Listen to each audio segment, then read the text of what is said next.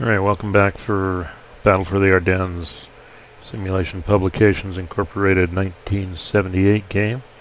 Playing the Clervaux scenario. We are now going to the US turn 3, which corresponds to December 17th AM.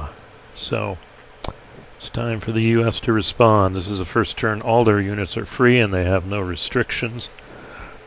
So we'll see what they can do with what little they have. But before we start, I want to comment on a few things. Number one, thank you to, I believe it's Donald Johnson. He's been interacting with me in the comments, keeping me straight on the rules, and I appreciate that, because we're finding, even though the game was made in 1978, it's got nice little tweaks to it and stuff to know, and crunchy. So I'm getting my understanding here, and thanks, Donald, for helping me out there. The other thing I want to do before we start is do a quick review of the victory conditions, just so that'll give us a context to understand how the U.S. and the Germans potentially should operate, or how I understand it. Feel free to comment if I've got something wrong. Ultimately, victory is determined by a ratio of victory points for each side, so key is generate victory points. And if we work down through here, the victory conditions, we see that one victory point for each town on the map, except for Bastogne, where the Germans get one victory point, but the US get 8 if they hold it, therefore motivating them to hold it. So what I've done is I've put these markers on all the towns, just so I know where they are. Now, it's 2 victory points for a city. Here's 3 city hexes on the map. So I don't necessarily see the Germans taking them, but that's 6 victory points if they want them. I can tell they're cities because their label is bolded and bigger, but if I hide it, you do see the color is a darker, more pronounced blue than the towns. So if we look at this right now, the Germans have, well, they only have one town back here, Bitburg. I looked all through here. I think I caught them all. And at this point, they have captured this town, and can't quite make out, and then this town, Diekirch. So they've got those 2. So a goal is to pick up these. Now the question is, we'll see later, do they want to spend the time going this way to try and capture these towns for victory points, or should they focus on driving up through Bastogne? So cities and towns give victory points. Bastogne is a special case. Also, for losses, each U.S. unit that's destroyed gives the Germans 1 victory point, but each German infantry gives 1 victory point to the U.S., but mech gives 2 victory points. So targeting mech units probably is some way to get more points for the U.S. Now, after that, though, then the next victory points are around exiting units. First off, we've got the special rules on the 116th Panzer, the Greyhounds, and the 560th Volksgrenadier. Special rules say the 560th on turn 6 and the 116 on turn 8 must exit a north map edge hex, which at this point is not a problem. They are on the north, and they can exit any north. So as long as they stay here, they're in position to easily fit those. If they aren't there and they have to get pulled off otherwise, then the U.S. player gets the victory points for them, and this is 6 victory points right there. This is 2, so I don't necessarily see how the U.S. can stop that per se. I don't know if destroying, well, if you destroy them, you get the points for them anyhow. So, and then there's the more than 4 mech units on the board for the Germans. Then the U.S. gets victory points. German mech units, to prevent that, have to exit somewhere along here on a road hex. So either you take Bastogne or you go through it. But you see, this is dictating why the German focus should be in somewhat this direction, because this is their exit point for the mech units to dodge that loss if they don't get them off the map. So we see losses, towns, cities. Bastogne is, of course, a big one for the U.S. And then Germans exiting here. So let's talk about U.S. strategy here at this point. Number one, obviously, for 8 victory points, they want to hold Bastogne. But number two, minor point, but if they see the Germans heading over here to Ardennes or Luxembourg City, they probably want to stop them. That's some victory points here, although if I was the U.S. player and the Germans are putting a lot of effort shifting over here, I would be kind of okay with that, although I'd like to stop them anyhow, because the direction for pulling it off is this way. So hold the cities, hold the towns.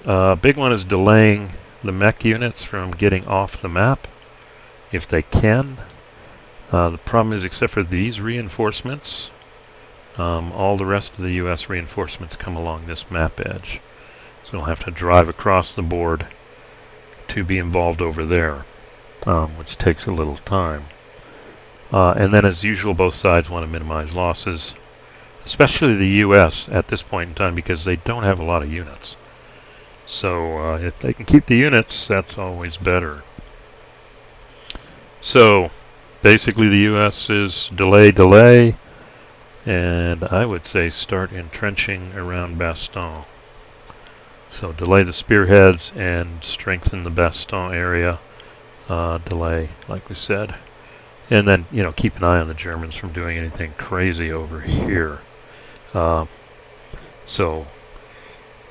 then minimize losses, like I said. And then, now from a tactical point of view, and I've got into some interesting, if you look at the comments, I think for turn 2, Donald has brought up some important points. See, the only way you really kill units here, the only real surefire way is to surround them. And even the retreat rules are permissive there too. Or drive up the high odds and get the E. But by surrounding them, units can, unlike other games, retreat through enemy zones of control, not through enemy units, of course, but they lose a step for each enemy zone of control they retreat through. Now, the good news is, friendly units negate that effect.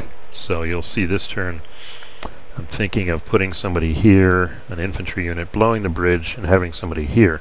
So even though the Germans can surround, they can still retreat, especially if it's infantry across an unbridged bridge hex, and they won't lose the single point. Did try last turn, I did want to surround Clervaux, but unfortunately zones of control really prevented, well, this guy didn't have enough units to kind of do this trick.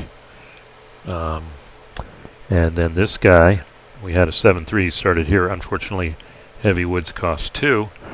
Ideally, he would have gotten here. That would have been great. But even though, still would have been able to retreat because of the friendly unit here. So the other thing I need to start doing is blowing bridges. Like I'm going to try and blow this bridge this turn once I get the armor across during movement. This guy's going to move up and try and blow these two because he can. I'm debating this bridge, trying to figure out what value it is, but potentially we're going to start blowing some bridges here. So I'm thinking the main German advance has got to be along roads because of the terrain, how it slows down their mech units. But of course the danger is, as we move further in and I potentially the U.S. takes losses, they've got to make sure that the Germans don't outflank their positions. Get behind them and then potentially trap or destroy them.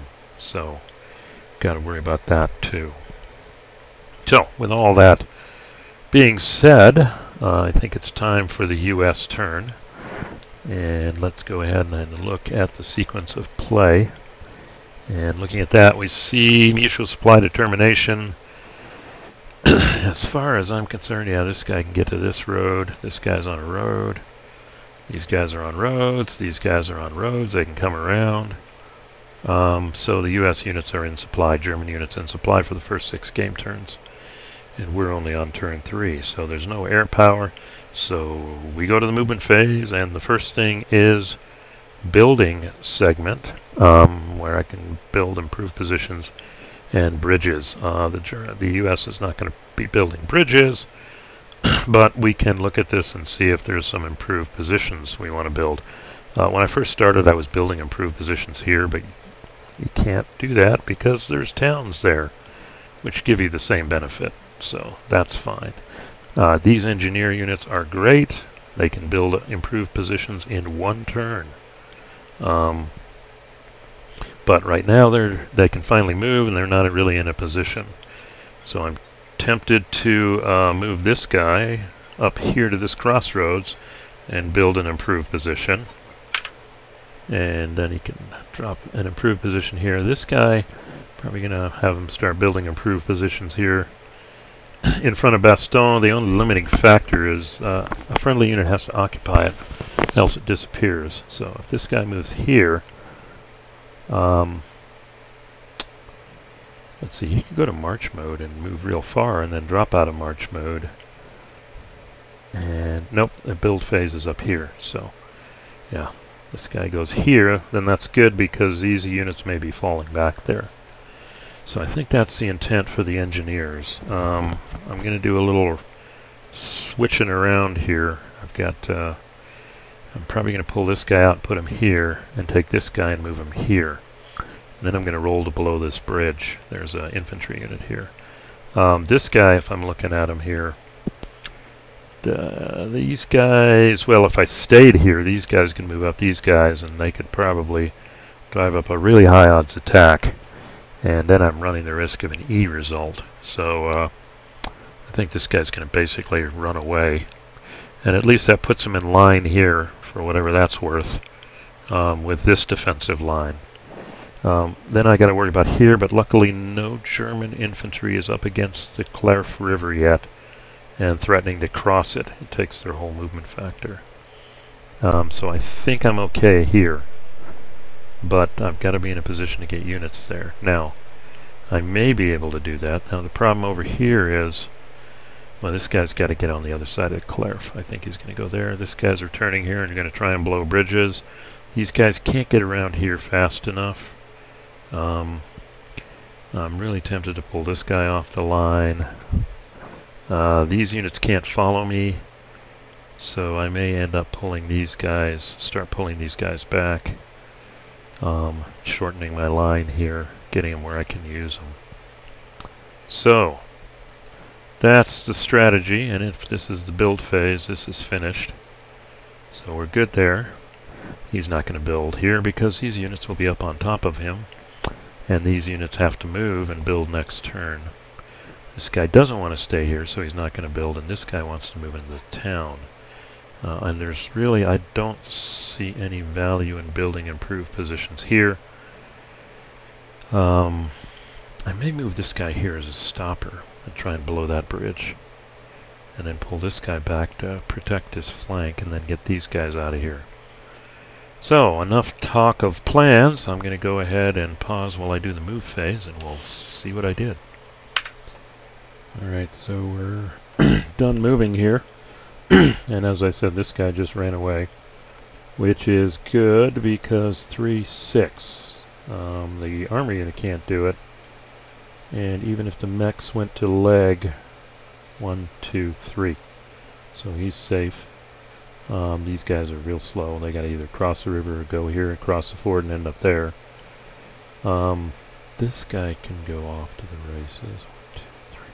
But we have a solid line here, so there's no getting around. Now, potentially, he could be used to come here, and then we get a surround on him, but he's got a retreat path. So I think we're good there. So let's see, and then I move the engineer unit here, normal movement. He's going to build and build next turn. Both these are going to build entrenchment markers. Come down here. This guy came over here. Right now we're counting on this Clerf River for now, stopping them. Now the Volksgrenadiers could move up adjacent, but they'd have to do it back here maybe. So in anticipation of that, This unit used to be over here. Well, I'll show you where he was. He started here. So you didn't see some stuff in the building segment. I finished building that entrenchment. In the battery segment, I did put this guy out of battery. Unfortunately, he was stacked, so he couldn't go into march mode. But this 4-6 was by himself here on a road, so I put him in march mode. And he could have gone a lot faster if the Germans hadn't gotten here and blocked out this road, but he could go all the way around. 6 times 3 is 18, and 18 took him right to Wiltz. So that's good. He's positioned right now to keep an eye on the Clerf River while this battle continues. And then if we come down here, yeah, I moved this guy here to prevent the Germans from coming behind these units, pulling off the line, and potentially blowing that bridge. And you do see these units pulling off. These units are not an issue. These units are, but they haven't built their bridge yet. So this guy was able to just pull straight back. This guy is pulling straight back. Try to get him on a road in case I want to put him on march mode later. This guy kind of, well, he was here. 1, 2, 3. He got here. Kind of messy. And then the outer battery unit, I moved him straight here.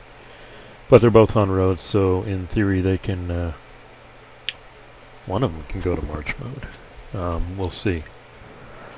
So, I think that's it for the U.S. move. Yeah, we're coming off the line here. Artificially using this to shorten our lines. That's nice. Terrain key here. And then we're going to try and at least slow them down here. The good thing here with the most of these units, I think there's one Fallschirmjäger mech unit here. Yeah, there it is. But everything else here is straight infantry. So they're not as much as threat as Panzerlehr and 2nd Panzer and 1/16th up here. So we'll see. So that takes us to the bridge phase. And yes, I have some bridges I want to blow. I want to blow this one. And the bridge blowing rules are, if you're 1 hex away, 1 to 3, but if you're adjacent, 1 to 4, or if you're an engineer, 1 hex away, etc. But I'm definitely adjacent, so I need a 1, 2, 3, or 4. So let me pull up my handy dandy dice roller here. Number of dice. Why aren't you at... Come on, man, 1 dice. Number of dice, 0. Let's do this. Okay, let's go back to 1.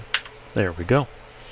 So 1 to 4, and the bridge out of Clervaux is blown. Boom. We have our first bridge blown. Let's see if I can... well, let me get rid of this first. There. Let's see. Bridge destroyed marker. And you can do cool things with this if I can get it separate. I think I can put it right on the hex side. Boom! Alright.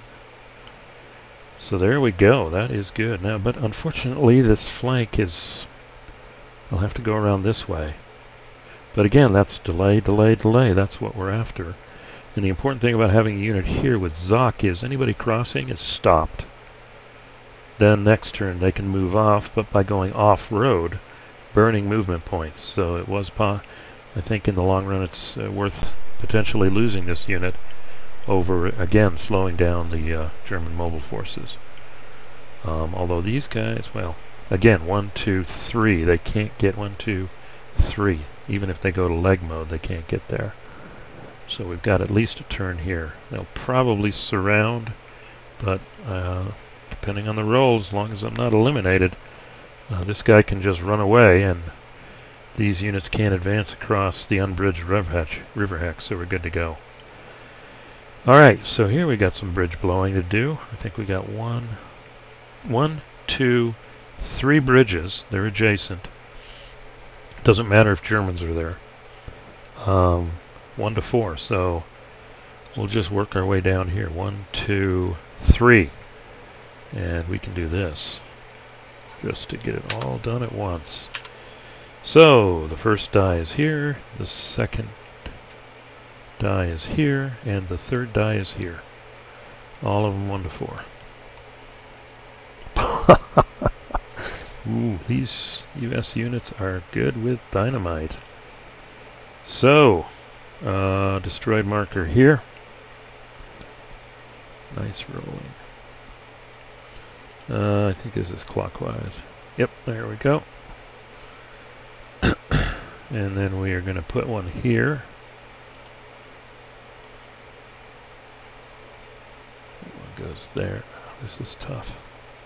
Not on him. There we go. Good job. And then another one here.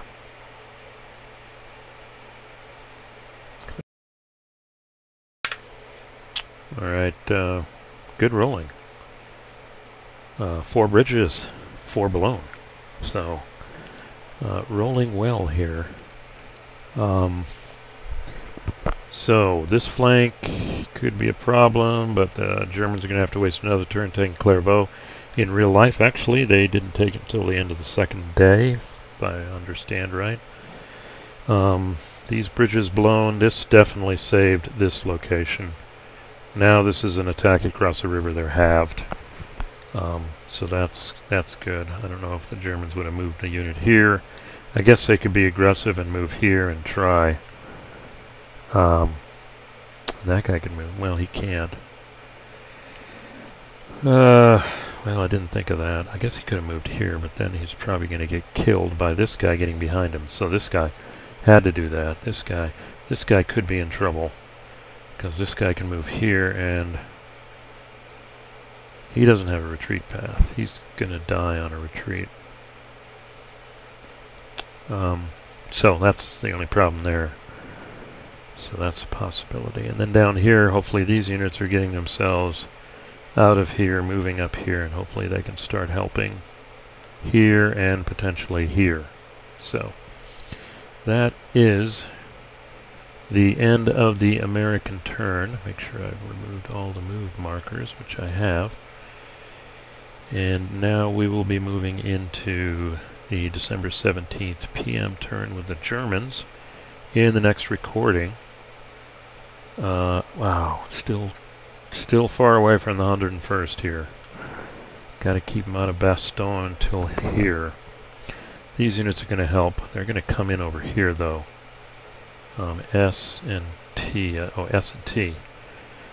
They're probably going to be March mode 18. They're probably going to have to go up through Ardennes and over. Puts them on the high side of the road to Bastogne, which is, I guess, okay. Okay, so we'll see. So I think that ends the Allied turn. See, I did want to share some things here. Let me get them queued up. First thing, it's this. There's all sorts of YouTube videos, documentaries on the Ardennes, but I kind of wanted detailed understanding. So, ironically, we found British Army Documentaries is a YouTube channel, and they had a 3-parter. This is part 2. Part 1 was the documentary was describing the whole lead-in to the battle, what was going on before it occurred. Part 2, the opening moves up to Bastogne, I believe, in the 101st, and the Germans bypassing it. And this is the one this is a way I could quickly get an idea in detail of what's happening. So this was good. And then part 3, relatively to the end of the battle. So maybe I'll drop this link in the comments here. But interesting. It was made a number of years back, but you can tell that. But I appreciate the detail, the way they did it, and some of the comments are saying it's pretty much impartial. And then second, I've read a number of Bulge books over time, but the new one for me this year is found this one called Snow and Steel. Not telling how good it is, but it is rather thick, and it kind of mixes, based on what I've seen and what I've read so far, mixes personal accounts with the actual battle here.